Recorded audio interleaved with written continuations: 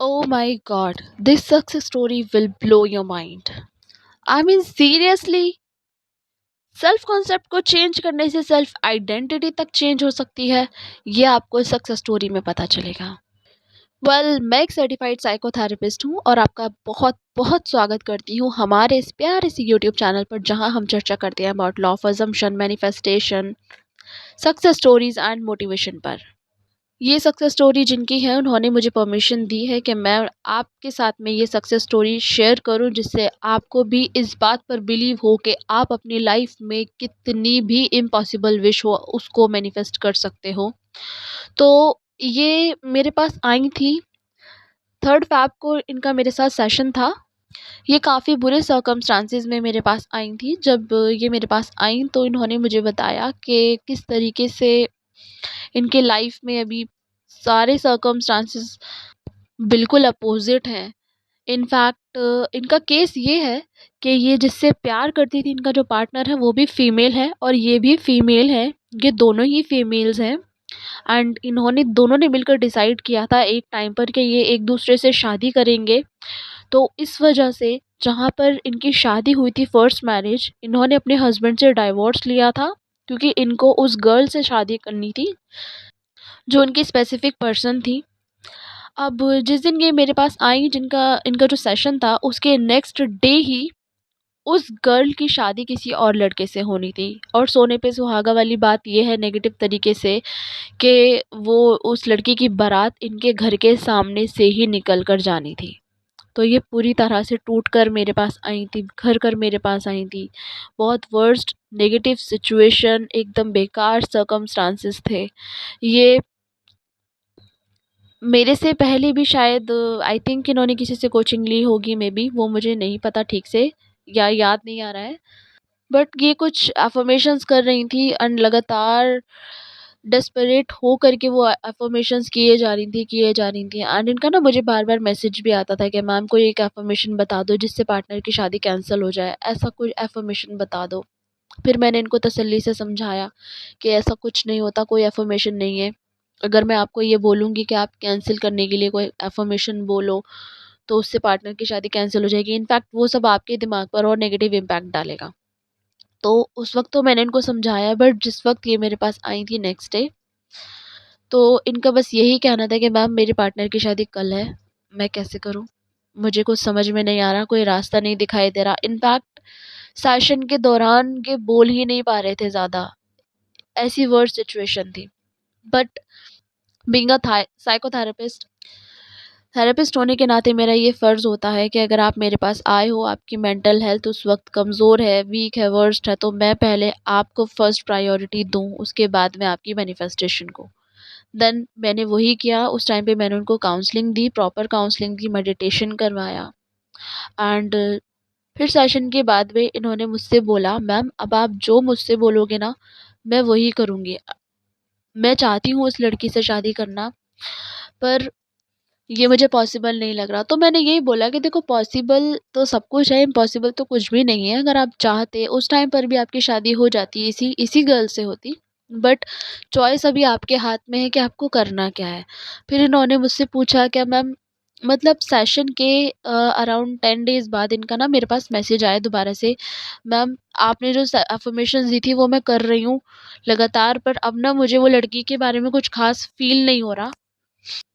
तो मैंने कहा, अब आप क्या चाहते हो, आप बताओ। तो फिर उन्होंने ये बोला, क्या मैम मैं अपनी सेल्फ आइडेंटिटी चेंज कर सकती हूँ, मुझे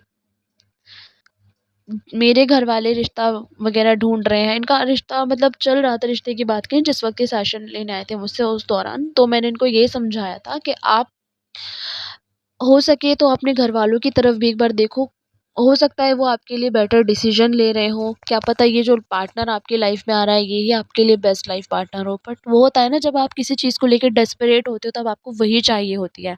बट मैंने इनको लाइफ का दूसरा पर्सपेक्टिव भी दिखाने की कोशिश की थी। मुझे इनके अंदर एक बात बहुत बहुत ज़्यादा अच्छी लगती है कि ये पूरी तरह से सरेंडर कर देती हैं चीज़ों को। और उन्होंने उस टाइम पर भी मुझे बोला था, मैम आप जैसा कहोगे मैं वैसा ही करूँगी, मेरी सिचुएशन बस कैसे भी ठीक हो जाए।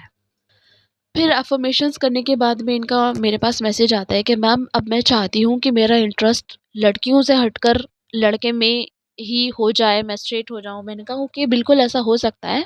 ऐसा कुछ भी नहीं है इस दुनिया में जो इम्पॉसिबल हो। सब कुछ पॉसिबल है और आप सब कुछ कर सकते हो।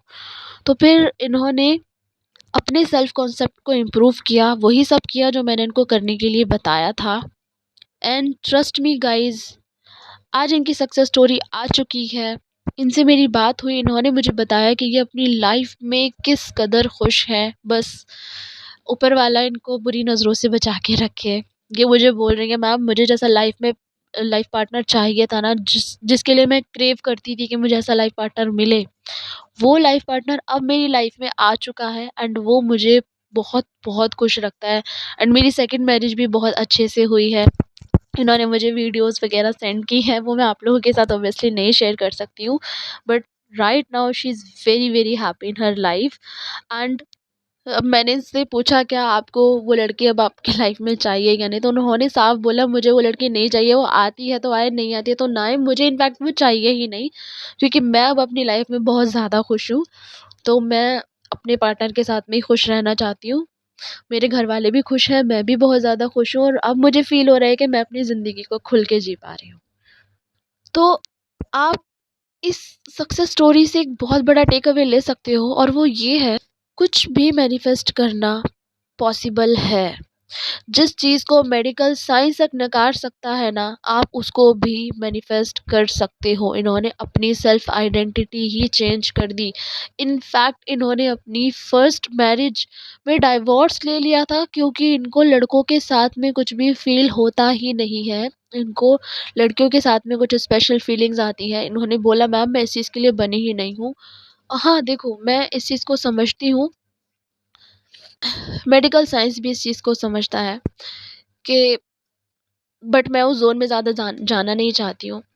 तो इन्होंने अपनी सेल्फ आइडेंटिटी को ही कंप्लीटली चेंज किया एंड आज ये अपनी ज़िंदगी को खुल के जी पा रही हैं। तो जब आपका सेल्फ कॉन्सेप्ट इम्प्रूव होता है, आपके लाइफ में राइट पार्टनर की एंट्री होती है एंड वो पुराना पार्टनर भी आपकी लाइफ में आता है, बट उस वक़्त आपको वो नहीं चाहिए होता है, क्योंकि आप अपनी वैल्यू समझ चुके होते हो। तो आज आप जिस चीज़ के पीछे डेस्परेट होकर भाग रहे हो ना, कल आपको वही छोटी लगने लगती है, क्योंकि आपको आपकी वैल्यू समझ में आती है कि आप कितने ज़्यादा डिज़र्विंग इंसान हो। And she is very very beautiful and इनके हस्बैंड भी बहुत हैंडसम है। बहुत प्यारा कपल है इनका, बहुत खुश हैं ये दोनों अपनी लाइफ में। मैं मतलब दिल से दुआ करती हूँ कि ये दोनों हमेशा अपनी ज़िंदगी में खुश रहें। सो आई होप आप लोगों को भी ये सक्सेस स्टोरी डिफरेंट एंड अच्छी लगी होगी। तो लाइक करना एंड सब्सक्राइब करना चैनल को, और अगर आपको भी कोई पर्सनल अप्रोच चाहिए मुझसे तो आप मुझे कांटेक्ट कर सकते हो। मेरे इंस्टाग्राम पेज का लिंक मैंने अपने डिस्क्रिप्शन बॉक्स में दिया है।